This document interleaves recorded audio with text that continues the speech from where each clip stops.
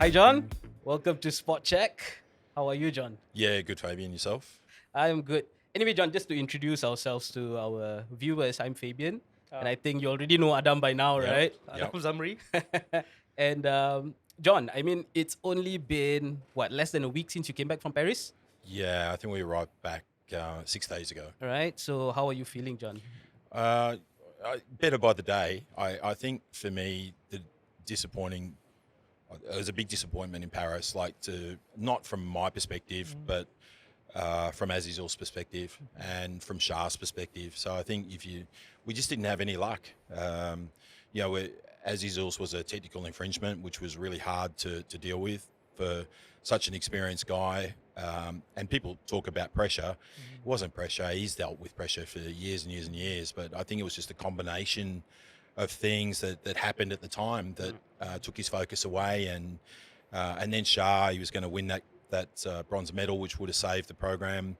And then to crash out and then to be blamed for the crash that it was not his fault at all is pretty hard to take. And so I fought as hard as I could, and I ended up getting incredibly frustrated up there, but I couldn't do any more. So we had to walk away, deal with it and process it. So it's my disappointment is nothing compared to the athletes. So I really feel for the athlete. So how do you handle it? Because like we saw the video, Azizo went back to Australia, met his family, Shah going back to everyone going back to their hometown. So like you are the permanent resident in Malaysia.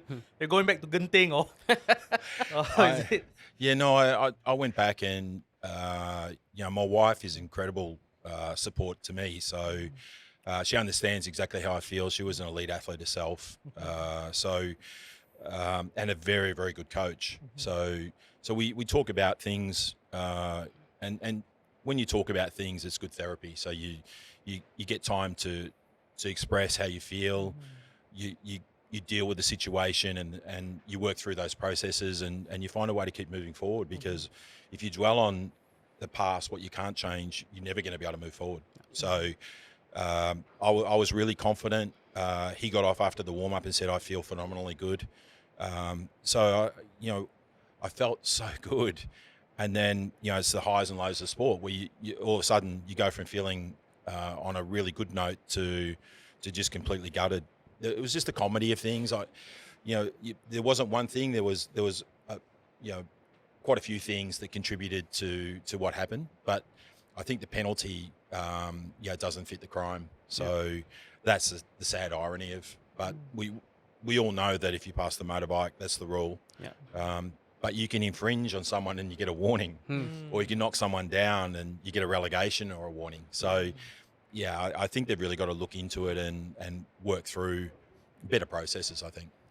John, let me just also understand things a little bit. Okay, so when you say, when you click on the iPad to get your positioning, right? Yep. So 6 is the one right Yep. outside, Yeah, correct. and number 1 is the closest to Correct. the journey, right? Yeah, And once the bike comes in, you guys have got to go into position. correct. You're not allowed to overtake yet. Yeah, they changed that after Rio. So Rio was the last Olympics where you could draw for a position and you could fight for a different position. They changed the rule because of Azizul. Okay. So because Azizul's so small, and then I could throw him from any position into the front of to number 1. Okay. So how you penalise the smallest underpowered athlete in the world is beyond me. But that's a small-minded thinking of a lot of nations that didn't want that to happen. So they changed the rule that whatever you drew, that's the position you had to fall into. So Until the last lap. yeah, so it's a 6-lap event. Yep. That's changed as well. So it used to be 2 kilometres. Okay. And the motorbike in Rio exited at 2.5 laps to go. Now it's a 6-lap event. So what's that, 1.5 kilometres? So you get paced for 3. The pace starts at 30 k's an hour and builds to 50. And then, and then the race starts. So I think it was a much better race. Well, I know it was a much better race when you could race for a position if you had a bad draw off the line. So you could try and improve that a little bit there. And then your strategy started. Okay, where am I in the field? What's my strategy going to be? Where are my main competitors? How am I going to execute the plan? Yeah. So, John, just talking about preparations, right? We know that so much money has been spent into the whole R&D, right? I think millions have been spent into this R&D, and in fact, going into this new Olympics, these guys had new bicycles, right? WXR Vortex. So, Yep. are you happy with how things are going so far? Yeah, look, we pitched to the science and innovation part, so that didn't come out of the sporting budget.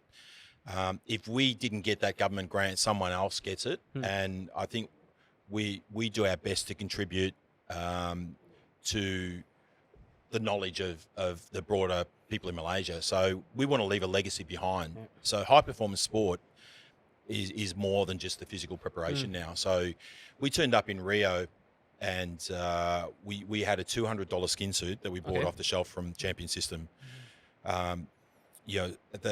Everyone else had these U-Butte Superman capes, and that was the difference of getting on the top spot of the podium Okay. and getting. We're lucky to get a This medal. was in Rio, right? Yep, Yeah. in Rio. Okay. So that allowed us to pitch then to the research and innovation department to get a grant to try and take us from third place to the top place on the podium.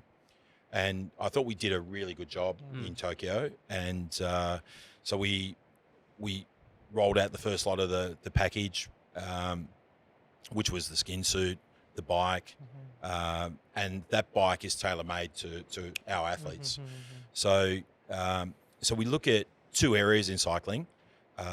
We look at the physical part. So we try to gain as much power as we can through the physical training. So gym, track, ergo, all that type of stuff. And then you try to build your watts from 2000 to 2020, 2030, 2100 and so on. And then we also look at how we can reduce drag.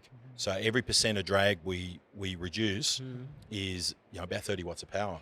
So obviously you want to reduce your drag and you want to push your power numbers up. So that's what we're trying to do. We're trying to be creative. We're trying to be smart. We're trying to stay competitive with the super nations. Yep.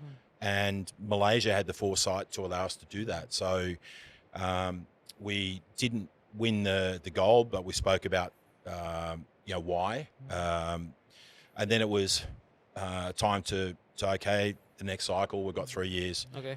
Pitch again, see if we can continue the legacy, and lucky enough we were able to do it. But there were certain people that were jealous. Yeah, correct. So we got the funding far too late. Yeah. And for me, it was just a waste of Malaysians' money in lots of ways. Yeah. So a lot of things and areas that we're going to tidy up, we didn't have the time to do it. Okay. So that's the sad part. All right. When people are trying to be selfish, don't understand high performance sport, let alone high performance concept. So it's new, I understand, but unless you spend money in this area, you're not going to be competitive at the Olympic level. Okay, and that brings me to RTG, John. I Yes. mean, okay, so RTG is very new, right? I mean, you said it yourself when you were in Paris. Yep. It's only been around for a year plus. Yes. And you've also come across as someone who's very supportive of the program and the person who initiated it, Yep. which is our sports minister, right? So, I mean, if you can just explain a little bit about the things that you are getting right now with RTG, The previous one. Because that you didn't get before this. Like Yeah. before you have the podium, and then before that you have like Road to London, Road to Yeah. Rio. Compared to this program, what does podium RTG give you? It's a good question, and let me start with KJ's program. Yeah. Okay. So which was The podium program. Podium. Yeah. Now KJ set up something that was uniquely special. He set up an institute that was second to none in the world with expertise. That was going to be a fantastic legacy, and I'm sure if that had been allowed to continue, Malaysia would have had their first gold medal by now. Okay. So, but unfortunately, government fell out of power, and the first thing that happened, we had a very young, inexperienced minister put into Ministry of Youth and Sport, and there was people that used him as a means to pull things apart. and that's what happened. So we had something that was tremendously good, and I can honestly sit here and I was really proud of what KJ put together. Okay. But it just goes to show that something good can be pulled apart really quickly. Yeah, but that's the thing, right? Here in Malaysia, I mean, every time you have a new minister coming in, they all want to leave a legacy, but they don't know how disruptive that is. Yeah, I just wish that before they did anything, you'd sort of sit down and go, okay, do I think this is good for Malaysia? Do I think it's good for Malaysians? And if you can tick those boxes, support it and Yeah. build on it. Yeah. But don't pull it apart because it's not your idea. So, you're all Malaysians. We're all striving for the one goal. So why does someone, it's not my idea, when they come in, want to pull something good apart? Yeah. And that's what happened. And then in between KJ, who I class as a fantastic Minister of Sport, to Hannah, who is another one that I class as a fantastic Minister of Youth and Sport, we've had 3 ministers in between. And I'd like the Malaysian public to have a quiz to let Malaysians know who those ministers were, right? So, because I bet they can't name the 3. So that's strange in itself, right? So within an Olympic cycle, I've had 3 different ministers. Yeah. So some have contributed not at all to the program, and then you've got the special ones that have contributed a lot to Malaysia and setting up a great legacy. But that legacy, as we know, can be pulled apart pretty quick. Yeah.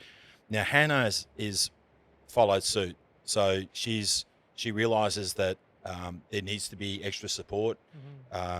MSN can't do everything. Okay. And that's the problem that we've got, is that MSN are trying to do everything from development to all the way to Elites. elite. Yeah. And it's impossible. Like, focus on the area that you want to be really good at. Yeah.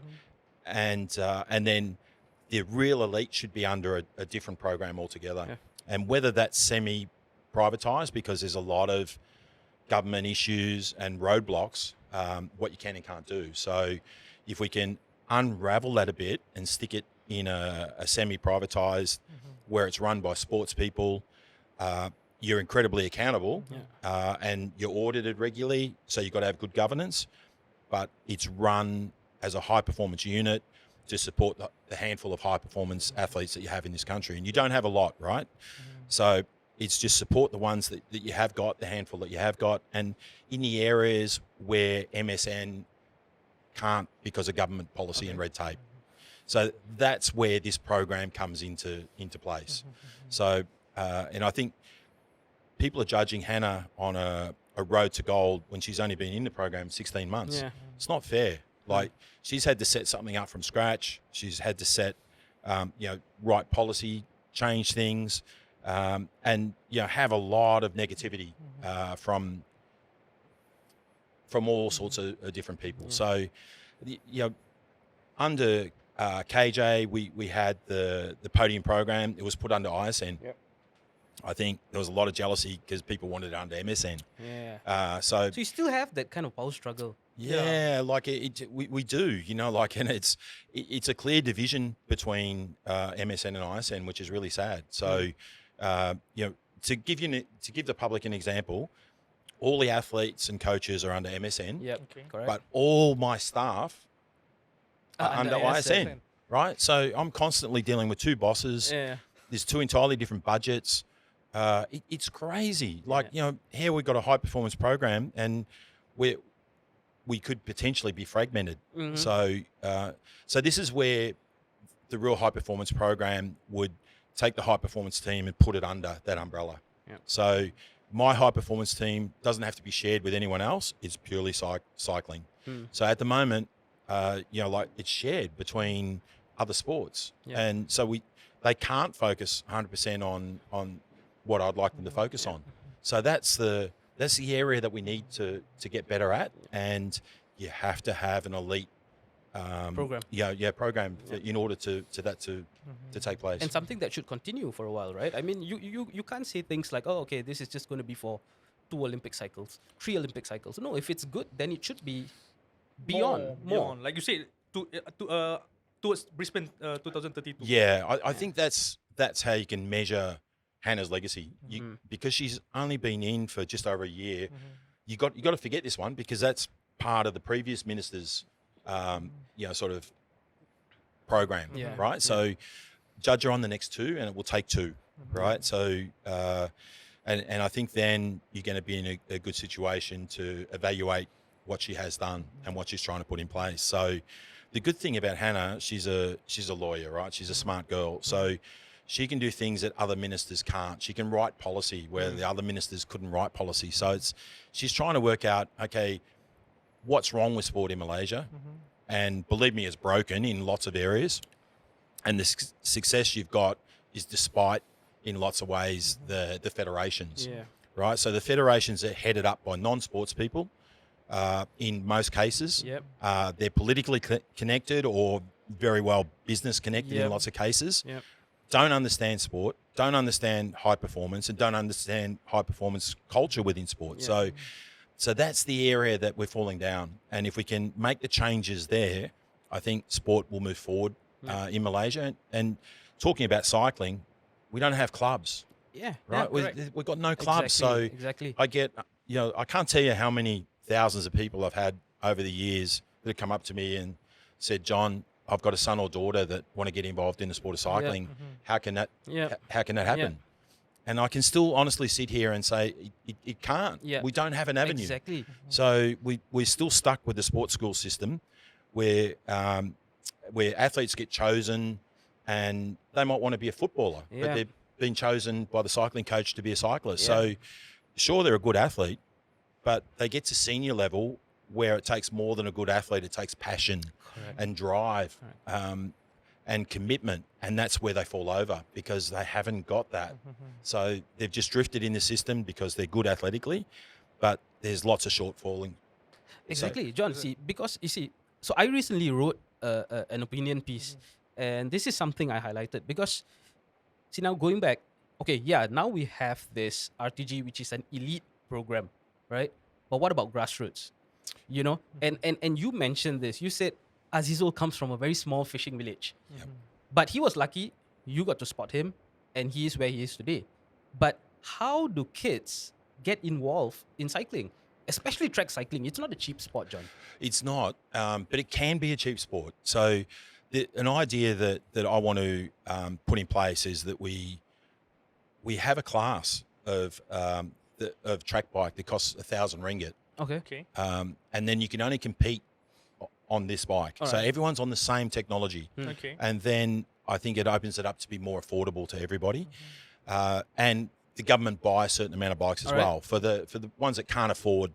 But we can find sponsors to help those athletes that can't afford. If the family is genuinely interested. So, but we need more infrastructure. And the thing that really annoys me is SUKMA. Okay. Right. Why? So let's talk about SUKMA. SUKMA's going on right now. Yeah, it's on right now. Can anyone tell me what SUKMA brings to the table? What value is SUKMA to anyone except for people that are making a lot of money from it? So it's an underage championship. Right. So we already have championships each year for these athletes. So the states, their whole funding and KPI is derived around SUKMA cycles, right?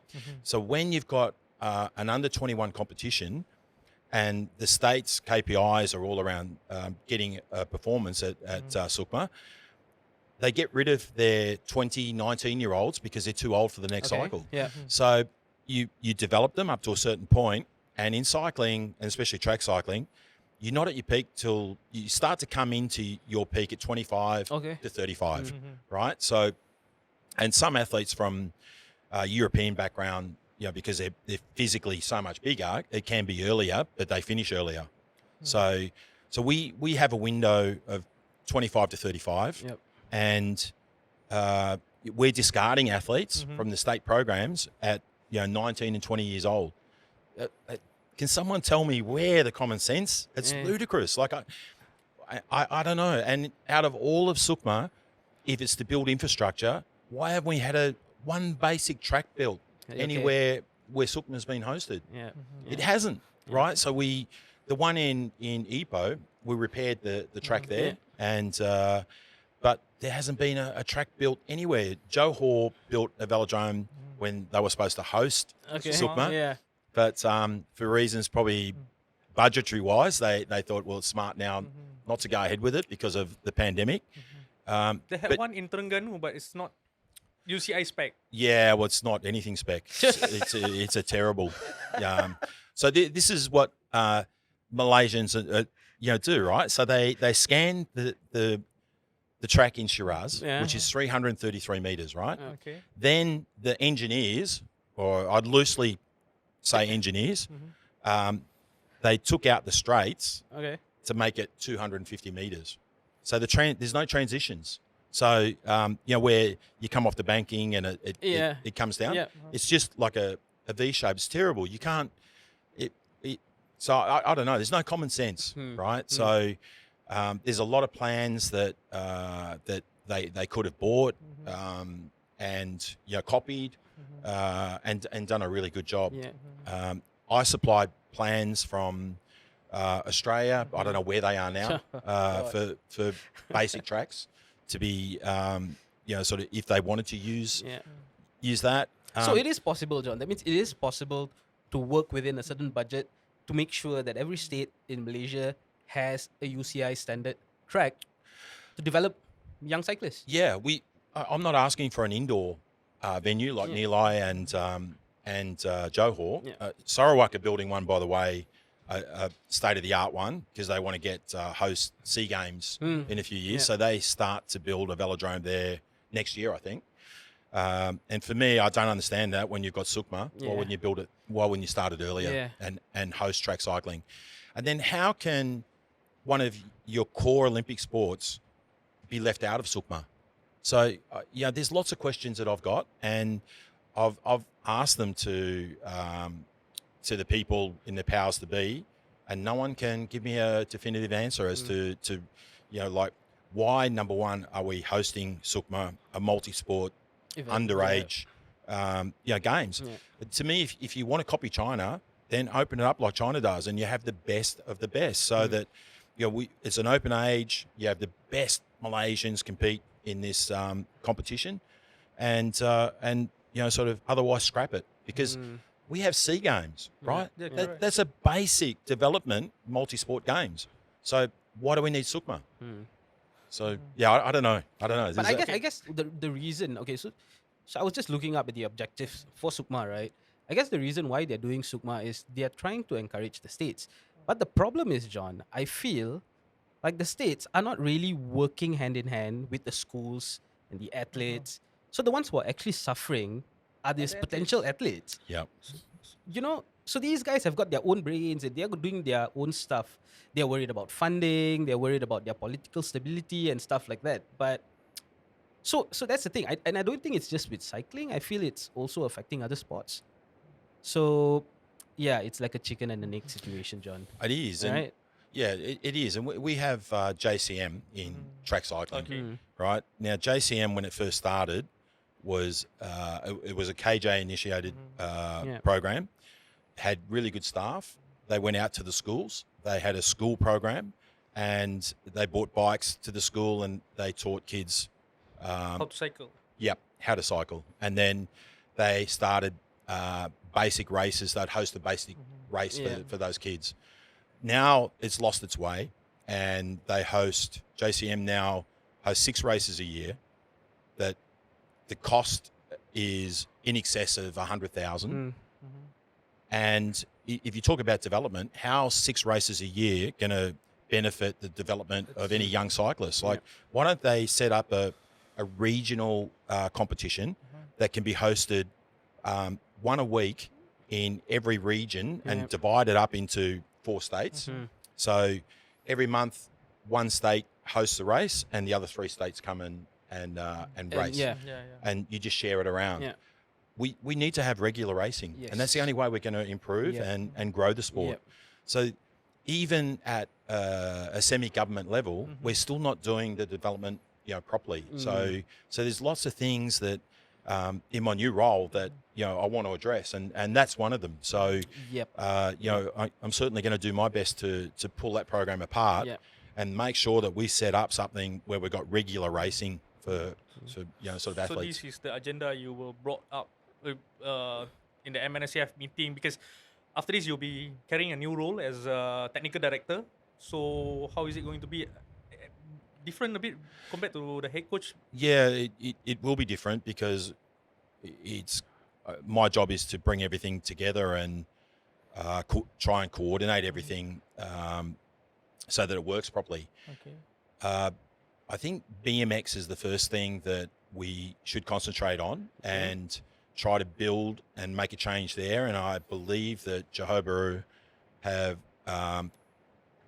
asked the UCI to become a UCI training centre for the region for BMX. All right. They've got a world-class BMX track there. So that's going to be a big start for Malaysia. So if we can get a good coach, we'd probably need a foreign coach to start to mentor our local coaches. In the beginning, and then we've got athletes from Indonesia, Thailand, Singapore, Malaysia, so all our neighbours, potentially the Philippines, that will base themselves at that. But why BMX? Well, BMX is a feeder. If you look at Harry Levrazen, if you look at Hoogland, if you look at most of the Dutch, a lot of the British, they've all come through the BMX program. Okay. So it's a great sport, BMX, and it's a power-based sport. So you start at the starting gate, and it's normally the first one into the first corner that wins the race.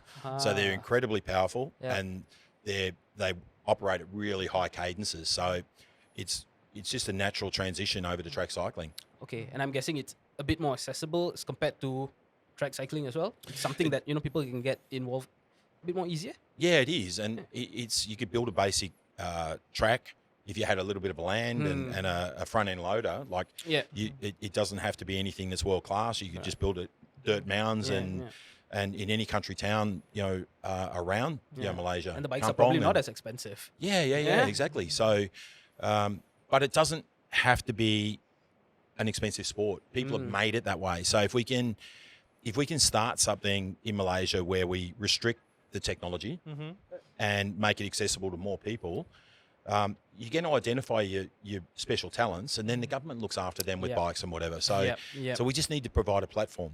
But the stigma nowadays, I mean, like they say, cycling is the new golf because you need to spend a lot of money in cycling. Like, let's say I want to be, involved in cycling as a hobby. The bike itself cost me like 3K, 4K. The helmet, the jersey, shoes, carbon, cost me around 7K, 8K. Just I don't know, man. I know people who have been just to start my new hobby. Yeah. So how are you going to make it cheaper? I think for me, I would go out with my $3,000, $5,000 ringgit bike and blow those big executives away on their 50,000, 60,000 ringgit bikes. Right, so the ones that want to brag and park it outside the coffee shop. So, that's the way I do it. The bike's only just one part of it. It's the engine on top of the bike that makes a difference. So, sure, you need something competitive, but you don't need to be spending 50,000, 60,000 on a bike and you can easily do it, right? So, it's just a matter of making the sport more accessible, having a means to enter the sport.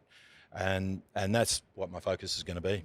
So that's something that you're going to do. I mean, now as technical director, is that something that you're going to propose to the government? Especially, what you just said earlier, right? That you can bring in these entry-level bikes that are going to cost about, 1,000 ringgit? Yep. Yeah, is that something you're... That's something that I'm going to propose. And as long as we've got YSD around, I've got the power to, because they pay for to roll out these races, then I've got the power to say, well, hey guys, this is how it's going to be. So Yayasan Sam Dhabi is very supportive with your initiative. Absolutely. They've been on board sponsoring our program now since London. So, and we know how hard it is to get corporate involvement, and to have somebody that has been committed to help us move forward for 3 cycles is just incredible. And I can't thank them enough. And they don't get the support and recognition that they should get. But they don't do it for that reason. So they do it to just help young Malaysians move forward. And they get such a big kick out of seeing the success of the Malaysian program. So it's not about anything else, only to provide a platform for them. And so if we can find a way that we can make it more accessible, I think they'd be more than happy to support that. And then we've got a means to bring more people in the sport. Yeah. Which means also empowering coaches, right? Yes, correct. Yeah, exactly. And one of the things that we should be doing is a criterium. Now, a criterium is a circuit from 800 meters Okay. to 3 kilometers, Yeah. right? So it's not smaller than 800 and it's not bigger than 3 kilometers. So we've got car park infrastructure in universities. We've got it around the velodrome and the back of the indoor stadium. I've spoken to University in Bungie, and they would help even man the circuit. Yep. But this is something that the federation, it's a federation job, and they don't do their job. So we should have one over the Klang Valley side and one over the Nilai side, and probably another one. KL's a big area. Every single week, maybe twice a week. So we've got one, you could travel Tuesday, jump in your car, drive over to Klang Valley. So you've got night criterium over there. And then on a Sunday morning, it might be over in Nilai. So this is a very low cost race. So if you got like around Nilai, it's zero cost. Just get a nice hot mix surface put on so that there are going to be crashes, and you minimise the damage that a rough surface will do to the athlete's skin. So a nice smooth hot mix circuit would be fantastic. We've used the Shah Alam go-kart track before. Yeah. That's fantastic. That was when Datuk Naim was involved. Yes. So that was a great initiative. I'm not sure why people in the federation aren't on the front foot doing more stuff like that. And then you've got the racing car circuits, which are a little bit boring, but at least it's safe. It's a safe environment. It's a closed circuit. Pay the money. Everyone can pay an entry fee, and that covers the cost. Sepang circuit, they sometimes run this kind of Programs. as well. So are you looking at it as a Yeah, one of the options? it hasn't been part of my task. I tried to help Road move forward, a while ago, but it was under the control of the federation. Too many people were putting their 20 cents worth in. So, I'm not wasting my time and energy in something that I can't make change. Yeah. So that's why I've really stuck to track, because track was the poor sibling that the federation didn't want. They cast it off. MSN picked it up, and lucky for me, I was working for MSN and we could build something pretty special. But you can see what we built with track. It could be it could be a lot better on the road.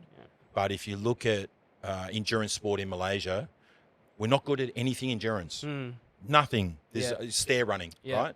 Got the best stair runner in the world. Yes. But it's not an Olympic sport, Yeah. right? So, and for majority of the people in Malaysia, they don't have the engine. And I can honestly say Asia. You look at Japan and China have thrown millions and millions at having a program in Europe and trying to make it to the Pro Tour stage. And sure, they get picked up on a Pro Tour team, but they're in the bottom category of, there's 3 categories in a Pro Tour team. And they're the ones that get to ride the Tour de Langkawi, which has got no status. And they're never going to get to that point of being in the number 1 team and riding the Tour de France, because they don't have the engine. So, the VO2 max, the biggest VO2 max that we've tested in Malaysia has been, I think, 72. Okay. Right? 72. Now, mine back when I was racing in the 80s is 89. And now you look at a lot of the riders in the Tour de France, they're 94, 96. Right? So how are we going to compete against engines like that? So we don't try, boys. Don't waste our money. What rowing, we don't have the physique or whatever. Let's concentrate on the sports that we are good at, right? So we are good at a lot of sports. But we're spread too thin because of the federations and the power that they've got. But one day I hope that the government can regulate these things and put the money into the areas where we can be good, and let's support those areas, and it's going to pay you back tenfold. Okay, John. So I have one last question. With everything that you've said, you've also been in the country for such a long time. Now you are a PR, right? So using this as a PR, are you going to put your foot down and, tell people who are not experts, stay out of it. I'm the expert here. I've got the support of the government now. Let us do what we have to do. I think it'd be nice if it was as easy as that, but it's not, unfortunately. So for me, it's to continue to massage things, to get them to work as best I can, and then continue to work with RTG and the minister, whoever it may be. It's Hannah at the moment, to try to find a way forward for grassroots level sport to start to flourish in Malaysia. And one of the things is we don't have a sporting culture. So that's the biggest thing. So how do we create that sporting culture? And it's going to take a generation or two to put it in place. So it's a good question. But to get back to the answer, in short, it's, look, if I try to rule with an iron fist, it doesn't work here. So I learned that early days, and it once you rub people up the wrong way, it's very, very hard to change their opinion. So they know me for being honest. I speak how I feel. I try never to hurt anyone's feelings. But at the end of the day, if I feel that it needs to be put out there, then I'm not frightened to put it out there. And I hope that people understand and respect that I'm only doing it for the right reason. So, and I like people to stand up and voice their opinion, because that shows me that they're passionate, whether they're off on a different tangent or whatever, not on the same page. But if I see they're passionate, it's someone that that I really feel for and acknowledge that it's a good person.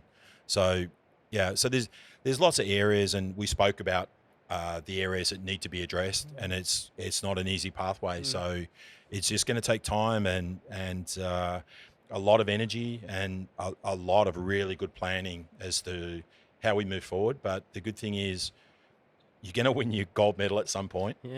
Stop focus on process, on outcome, and start to be focused on processes.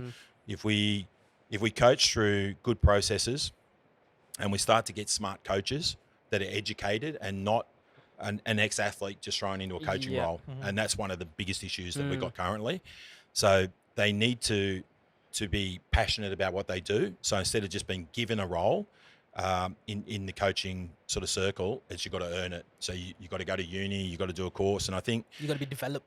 You have to be a certain standard. And I think by learning and being prepared to learn and learn every day of your career is how you become a master at what you do. So, and it all starts from your education at school. And I think if the government's paying you to be in a role as a coach, then part of your obligation is to make sure that you're upskilled and you've got the skill to hold that position. So they're the main areas, and we spoke about a lot. So look, it's just continue to massage, make change where we can, and realize where you can't make change, and don't waste energy and put it into the areas where you can. All right, John, thank you very much. That has been very insightful. Thank you for being part of the show, and we hope to get you back someday. Yeah, thanks. I feel privileged to sit here, and it's been great therapy, guys. Believe me, after what happened in Paris, and Malaysia is my home, and I really feel passionate about trying to make change for the better. But it is going to take time. I heard that after you're planning to buy a car because you never own a car after a decade in Malaysia. True. I'm in that process at the moment. So, so you can drive up to Genting, huh? Yeah.